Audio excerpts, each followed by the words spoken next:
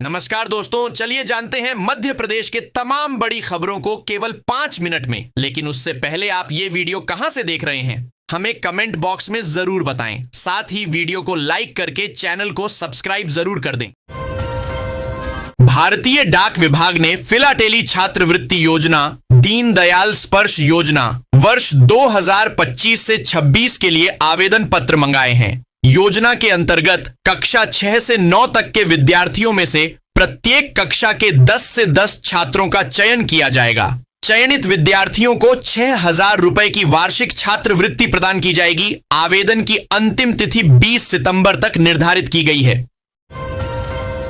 मुख्यमंत्री लाडली बहना योजना के तहत सभी पात्र महिलाओं को प्रतिमाह 1,250 रुपए की आर्थिक मदद दी जाती है। राज्य सरकार ने अब तक 41,000 करोड़ से अधिक राशि लाडली बहनों को बांटी है।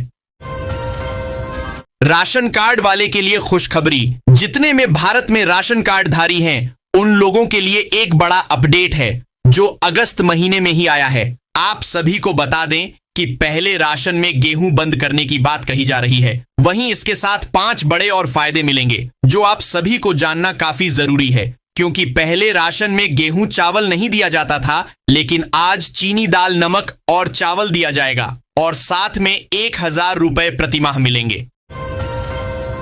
अगर आप मध्य प्रदेश में रहते हैं और खुद का बिजनेस शुरू करना चाहते हैं तो ये खबर आपके काम की है। बिजनेस या खुद का काम शुरू करने में परेशानी आ रही है तो आपको बता दें कि आप मध्य प्रदेश सरकार द्वारा चलाई जा रही खास योजना से मदद ले सकते हैं।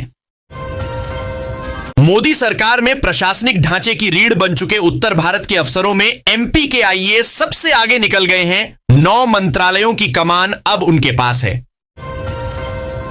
त्योहारी सीजन में यात्रियों की सुविधा के लिए रेलवे 21 सितंबर से 30 नवंबर तक 150 पूजा स्पेशल ट्रेनें चलाएगा। इससे उत्तर प्रदेश और बिहार आने जाने वाले यात्रियों को राहत मिलेगी। बिहार के यात्रियों के लिए 12,000 से अधिक ट्रेनें चलाने की योजना है। इन ट्रेनों के चलने से यूपी बिहार आने जाने वाले लोगों को राहत मिलेगी। एमपी के सरकारी कॉलेजों में एडमिशन प्रक्रिया बुरी तरह फेल हो गई है। 5 चरणों के बाद भी हजारों सीटें खाली हैं। अब प्रवेश सिर्फ 1 से 6 सितंबर तक पहले आओ पहले पाओ आधार पर होंगे। मध्य प्रदेश में कथावाचक पंडित प्रदीप मिश्रा के सदियों पुराने घर को नगर पालिका जल्द ही तोड़ने जा रही है। कुछ दिन पहले जर्जर मकान का एक हिस्सा टूटकर सड़क पर गिर गया था। भारतीय कपास निगम सीसीआई 2 साल से तुलावटियों का भुगतान नहीं कर रही है। चालू वर्ष में भी सीसीआई की मनमानी से खंडवा, बुरहानपुर, खरगोन समेत इंदौर संभाग की कृषि मंडियों में भुगतान को लेकर तुलावटी परेशान हैं। प्रधानमंत्री आवास योजना की दूसरी किस्त नहीं मिलने से एक वृद्ध महिला खुले में सोने को मजबूर है। महिला का आधा अधूरा बना मकान खंडहर में तब्दील होता जा रहा है। भोपाल में हुए ग्लोबल इन्वेस्टमेंट समिट कानक्लेव के बाद छिंदवाड़ा और पांडुरना में औद्योगिक माहौल तेजी से विकसित हो रहा है। उस समय आए 12 निवेशकों में से 10 ने यहां उद्योग लगाने में रुचि दिखाई है। इनमें से छिंदवाड़ा में 6 उद्योगों की स्थापना प्रक्रिया शुरू हो चुकी है, जबकि पांडुरना में 2 फैक्ट्रियां लग भी चुकी हैं। इस वर्ष खरीफ फसल को शुरुआत से हो रही बारिश ने प्रभावित किया है, जिससे फसल बहुत छोटी रह गई है और उत्पादन ना के बराबर होगा। क्षेत्र के कई किसानों ने तो सोयाबीन, उड़द की फसल पर ट्रैक्टर का पंजा चलाकर बखरनी कर दी है। साथ ही खेत सूखते ही अधिकांश किसान फसलों की बखरनी करने की तैयारी में हैं। गांवों में स्कूल न जाने वाली बेटियों को शिक्षित करने वाली एनजीओ एजुकेट गर्ल्स को 2025 का रेमन मैग्सेसे पुरस्कार विजेता घोषित किया। रेमन मैग्सेसे पुरस्कार फाउंडेशन ने यह जानकारी दी है। एजुकेट गर्ल्स ग्लोबली संगठन मैग्सेसे सम्मान पाने वाला पहला भारतीय एनजीओ है। भारत के लोगों को पहले भी यह पुरस्कार मिल चुका है। मुरैना बारिश के चलते किसानों की ज्यादातर फसल बर्बाद हो चुकी है और अब खाद के लिए मारामारी करनी पड़ रही है। पोरसा में किसानों को पहले थाने पर टोकन, फिर केंद्र पर पैसा जमा करके रसीद लेने और उसके बाद गोदाम पर मशक्कत करनी पड़ रही है। भोपाल के राजा भोज इंटरनेशनल एयरपोर्ट प्रबंधन ने सितंबर 2025 का अपडेटेड टाइम टेबल जारी कर दिया है। एयर इंडिया एवं इंडिगो एयरलाइंस की उड़ानों के जरिए यात्रियों को सितंबर महीने से हैदराबाद एवं रायपुर के लिए डायरेक्ट फ्लाइट की सुविधा मिलने लगेगी।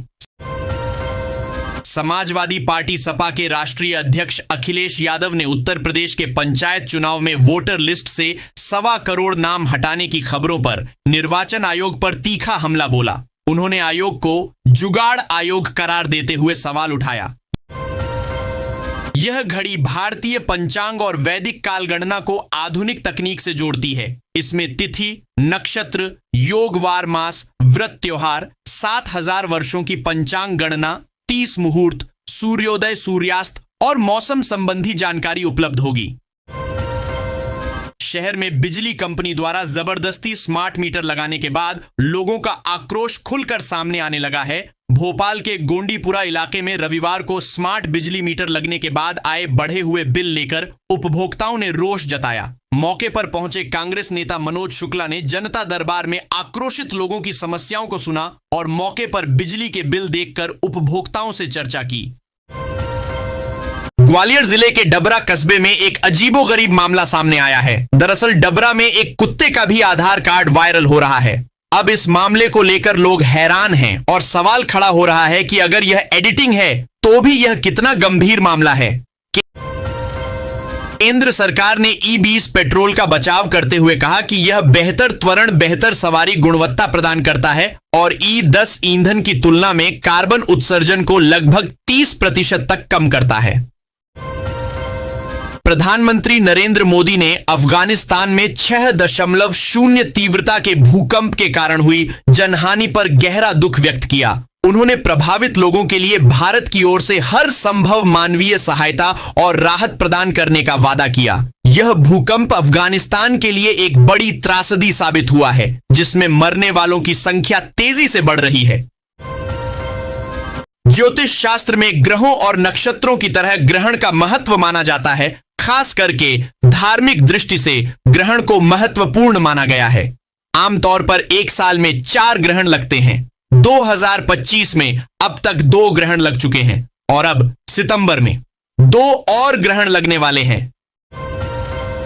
क्रिकेट को बल्लेबाजों का गेम माना जाता है। इस फॉर्मेट में बल्लेबाजों का ज्यादा बोलबाला रहता है। यही वजह है कि T20 क्रिकेट में चौके छक्कों की बारिश देखने के लिए मिलती है और बैटर्स अक्सर तूफानी पारी खेलते हुए नजर आते हैं। इस फॉर्मेट में गेंदबाज ज्यादातर सिर्फ रन खर्च करते हुए नजर आते हैं।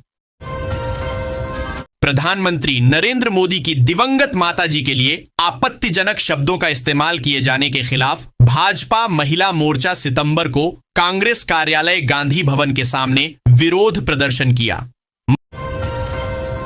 मध्य प्रदेश के मुरैना जिले में ग्रीन हाइड्रोजन निर्माण इकाई का भूमि पूजन हुआ। यह परियोजना नई औद्योगिक क्रांति और ऊर्जा क्रांति की दिशा में महत्वपूर्ण कदम है। इससे लगभग 500 युवाओं को प्रत्यक्ष रोजगार मिलेगा और अप्रत्यक्ष रूप से भी रोजगार के अवसर बढ़ेंगे। ग्वालियर चंबल क्षेत्र में औद्योगिक विकास को नई गति मिलेगी। चोर हथियारों से लैस होकर कर्मचारियों को धमकाते हैं और पुलिस अभी तक कोई ठोस कार्रवाई नहीं।